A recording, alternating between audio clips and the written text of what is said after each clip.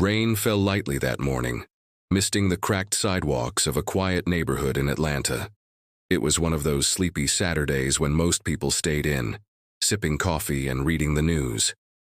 But for 78-year-old Walter Jennings, a retired school teacher and Vietnam veteran, it was just another morning on his daily walk to the corner store, a routine he'd kept up for years. Clad in a faded brown coat, a cane in one hand and a reusable shopping bag in the other, Walter moved slowly, but steadily down the street, tipping his hat at passers-by. He was known in the community for his kindness, his soft voice, and the stories he'd tell about history, jazz, and the importance of respect. But that morning, something would break the routine. Something no one saw coming. Walter had just turned onto Main Street when a police cruiser pulled up. Two officers inside, a young rookie and a hardened senior cop, watched him closely. Their car didn't have its lights on. There was no call, just curiosity, so there's something more disturbing. Walter paused, glanced their way, and continued walking. He had nothing to hide, nothing to prove, but to the officers that wasn't enough. "Hey!" The younger officer called out, stepping out of the car. "What are you doing out here, sir?" Walter turned calmly. "Just going to the store. Need some bread and milk." The older cop followed behind, narrowing his eyes. "You got ID?" Walter blinked, surprised. I didn't bring it. I'm just going to the corner." "You live around here?" the rookie asked, stepping closer. "I've lived here for 45 years, Walter said, his voice gentle but firm. "Why are you asking?" That's when things started to shift. The officers exchanged a glance. The older one frowned. "We got a report about a suspicious person fitting your description." Walter's eyebrows raised. "Suspicious?" "I'm wearing a coat and walking with a cane." But it didn't matter. The tone shifted. They told him to sit down on the curb. Walter hesitated. Was this real? Was he being profiled in broad daylight? He slowly lowered himself onto the sidewalk, confused and humiliated. Cars passed by. Some drivers looked. No one stopped. And then, as if it wasn't bad enough, the older officer picked up a water bottle from the car and, laughing, splashed it at Walter.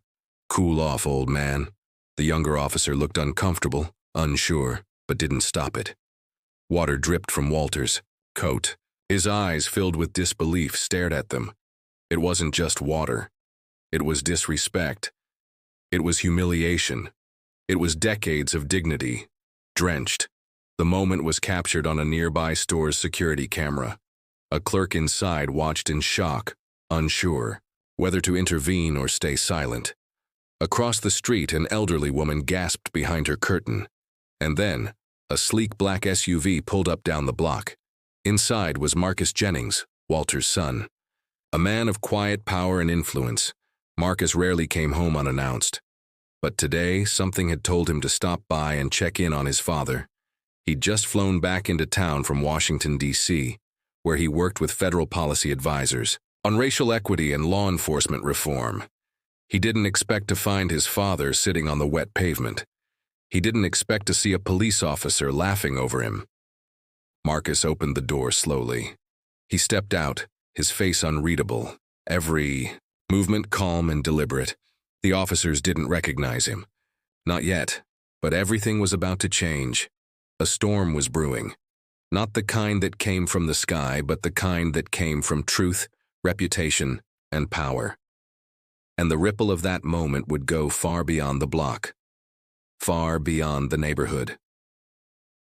Meanwhile, just a few days earlier, in another city, an unrelated but deeply moving moment was unfolding. A young black teen named Jordan, just 17 years old, boarded a packed city bus. He was tired from work and carrying a small backpack. As he scanned the crowded seats, he noticed a pregnant white woman standing awkwardly, holding onto the pole and shifting uncomfortably. Without hesitation, Jordan stood up and offered her his seat with a kind smile. She looked surprised, maybe even emotional, as she lowered herself into the seat and whispered, "Thank you." What Jordan didn't know was that she wasn't just any woman, and what she would hand him later that day, a folded note, simple and worn, would carry a message so powerful It would change the direction of his entire life. Two different cities. Two different moments. One rooted in pain, the other in unexpected kindness. But they were more connected than anyone knew. Because in a world grappling with injustice, empathy, and power, it only takes one person, one act, to shift the story. And for both Marcus and Jordan, their decisions on those seemingly ordinary days would uncover truths, shake institutions, and leave a mark that couldn't be erased. But that's just where it begins. Because what happens when a police department is forced to reckon with the past? What happens when a humble man is revealed to be more than what they saw? What happens when a note, just a simple piece of paper, becomes the key to a future someone never imagined? And what happens when respect is demanded, not begged for? The answers are coming. But first, the silence before the storm, the look in a father's eyes, the sound of footsteps approaching on wet concrete, and the moment an officer realizes he messed with the wrong man's father. Marcus Jennings stood still for a moment, his eyes fixed on the scene in front of him. The dampness of the early morning air mixed with the sharp tension that suddenly filled the street. The younger officer's face flushed with embarrassment. The older cop's smirk vanished as they realized who was watching. Marcus's presence wasn't just unexpected. It carried weight. Not the weight of threat or anger, but the weight of authority and purpose. Walter looked up, his eyes widening as he recognized his son. There was a moment where pride and relief washed over his weathered face. It was as if a shield had appeared to protect him from the humiliation he'd just suffered. The officers hesitated. Marcus's calm, steady gaze was enough to freeze them in place. For years, Marcus had worked quietly behind the scenes, advocating for change in policing policies. But today, he wasn't here in any official capacity. He was here as a son who had witnessed too many stories like his father's, stories that never made headlines but broke hearts all the same. Walter tried to rise from the curb, but Marcus gently put a hand on his shoulder. "Dad, it's okay, I'm here now." The officers exchanged uneasy looks. The rookie shifted nervously. "Sir, we were just—" "Enough," Marcus said, his voice low but firm. "You owe my father an apology." But words felt hollow in that moment. The damage was already done. And though the officers might have hoped this would blow over, the presence of Marcus meant something different. It meant accountability. The crowd that had gathered, neighbors, passers-by, the store clerk, watched silently, some pulling out their phones, others whispering among themselves. This was not just about one elderly man anymore. It was about respect, dignity, justice. As Marcus helped his father to his feet, the door of the black SUV opened again. This time a woman stepped out, a tall, confident woman in her early 40s. She was Walter's daughter, Dr. Angela Jennings, a respected civil rights lawyer known for her fearless defense of marginalized communities. She'd heard the commotion and rushed to join her family. Her eyes scanned the scene, and then she looked directly at the officers. "This will not be forgotten," she said quietly but with unmistakable resolve. The officers shifted, now fully aware that the Jennings family was not one to be dismissed or ignored. But beneath the surface of this family confrontation, another story was quietly unfolding.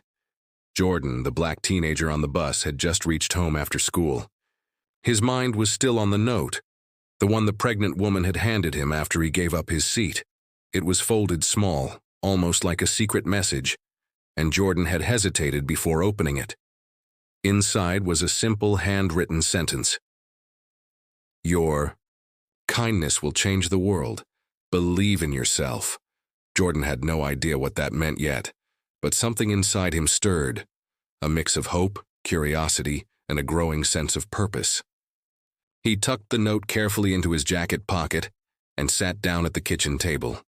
His mother, working 2 jobs to keep the family afloat, smiled tiredly at him, but said nothing. She had learned long ago not to question the sparks of hope in her son's eyes. Jordan's story was not just about a single act of kindness. It was about the long, winding road of opportunity and struggle for young black men in America. Like Marcus and Walter, Jordan's life was shaped by the shadows of systemic challenges, school, work, community, but also by moments of grace and resilience. Back on Main Street, the officer's car sat idling. The older officer rubbed the back of his neck, his confidence shaken. "Did you see who that was?" he muttered. The rookie nodded, swallowing hard. "Yeah, Marcus Jennings. The guy who's been pushing those new policies. They're not going to let this go," the senior cop said almost bitterly. And they wouldn't, because this incident, simple on the surface, was about to become a spark in a tinderbox of rising awareness and demand for change. Meanwhile, in a nearby police precinct, whispers spread quickly. The department's internal affairs office had already been notified, not by the officers themselves, but by concerned community members who had seen the video. What started as a quiet Saturday morning would not end quietly. In his office, Marcus sat with Angela, recounting the scene. "Dad doesn't deserve any of this," he said, voice tight with emotion. "But it's the truth of what many face every day. They're not just fighting for him, they're fighting for all of us." Angela nodded. "And we'll make sure the world hears it." But they both knew the road ahead was uncertain. The police department had a history of protecting its own, and the officers involved were already digging in their heels. Public pressure might help, but change was never easy or immediate. At the same time, Jordan felt a growing urge to do more than just be kind. The note in his pocket was a reminder that sometimes the smallest actions could start something bigger. But what? How? That question lingered like a shadow as Jordan looked out his bedroom window into the quiet night. 2 stories, 2 families, one harsh reality, where injustice clashed with dignity and courage emerged in unexpected ways. As the city slowly turned, its eyes to Main Street, no one yet knew how deeply this one morning would ripple. Would the police department face consequences? Would Walter's dignity be restored? Would Marcus's work gain new momentum? Would Jordan's simple act of kindness become a beacon? The answers were waiting in the wings. But one thing was clear. The quiet moments of pain and kindness were the first notes in a much larger symphony. A call for justice, understanding, and respect that refused to be silenced. And as the night deepened, the city held its breath, waiting for the next move. The news of Walter Jennings being doused with water by police spread fast through the neighborhood and beyond. Social media lit up with videos from bystanders, shared with sharp words, condemning the officer's actions. The hashtag #RespectWalter began trending, drawing attention from local activists, community leaders, and even politicians. But while the public outcry grew louder, inside the police department the atmosphere was tense and defensive. Captain Reynolds sat in his cluttered office staring at the growing storm on his computer screen. For years he had tried to balance the pressures from his superiors, the community, and the officers under his command. Now this incident threatened to unravel everything. Some of his officers felt betrayed by the backlash. Others worried about their own safety. Reynolds rubbed his temples. He knew this was more than just a bad call. It was a test of the department's credibility. Meanwhile, Marcus Jennings refused to be silent. In private meetings with city council members and civil rights organizations, he pushed for immediate action, a transparent investigation, mandatory sensitivity training, and community oversight. But many politicians were cautious, fearful of upsetting powerful unions or losing votes. "It's a complicated issue," one council member told Marcus. "We can't rush things without all the facts." But Marcus wasn't interested in waiting. For him, this was personal. It was about every family like his, every elderly person who deserved dignity, every person of color who lived with the fear of being seen as suspicious, simply because of their skin. Angela Jennings worked her own angles, reaching out to journalists and legal advocates. She wanted the story told truthfully, but carefully, without giving the police an easy way to spin the narrative. She spent hours drafting letters, preparing statements, and meeting with Walter to make sure he felt supported. Her father's calm strength inspired her, but she knew the emotional toll would be heavy. "Dad, you don't have to carry this alone," she told him one evening. Walter, ever the teacher, smiled softly. "We carry it together. That's how change happens." While the Jennings family and the community rallied around Walter, the officers involved faced their own struggles. The rookie cop, Daniel Harris, was racked with guilt. He had wanted to do the right thing, to protect his community, but he had been silent when his partner humiliated a man who had done nothing wrong. Late at night, he replayed the moments in his head, wondering if he could have stopped it. His relationships at the station grew strained, with some colleagues calling him weak, others avoiding him altogether. The senior officer, Mike Lawson, buried himself in work and avoided questions. He had been on the force for over 20 years, proud of his record, and now faced the possibility of disciplinary action and public shame. Friends warned him to stay quiet, but deep down, he felt the pressure building.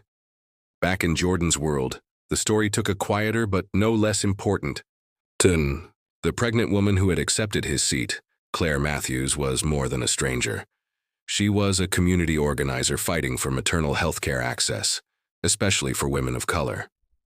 When she handed Jordan the note, it wasn't just a gesture of gratitude. It was an invitation. Claire had seen Jordan's kindness as a spark. She believed young people like him could be powerful voices for change, if only given the chance. Over the following days, she reached out to Jordan's mother, inviting them to community meetings and youth leadership workshops. Jordan felt both nervous and excited. For the first time, he saw a path where his small acts could connect to something bigger. But the neighborhood where Jordan lived wasn't free from its own troubles. Schools struggled with underfunding. Youth faced limited job prospects, and tensions with police simmered under the surface.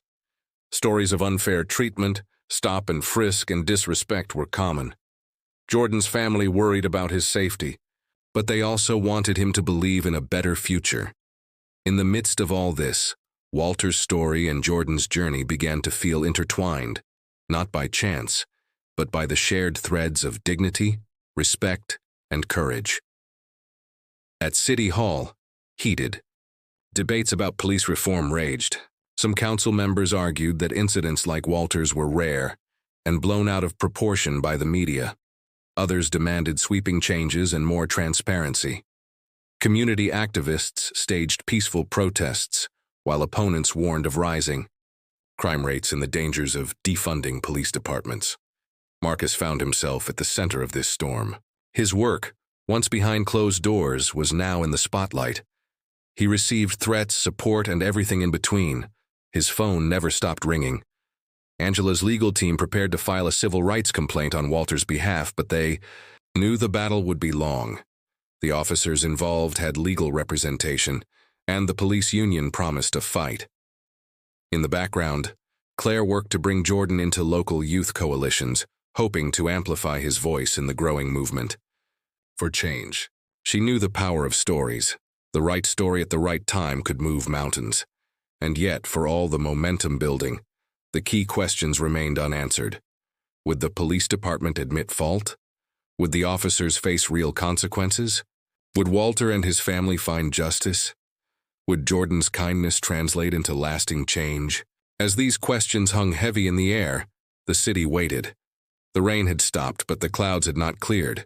Every character in this story, Walter, Marcus, Angela, Jordan, Claire, the officers, were caught in a moment where history, justice, and humanity collided. Their choices in the coming days would echo far beyond the streets they walked, and none of them knew just how deep the ripples would go. The tension was mounting. The conflict was real. The change was possible, but uncertain, and the story was far from over.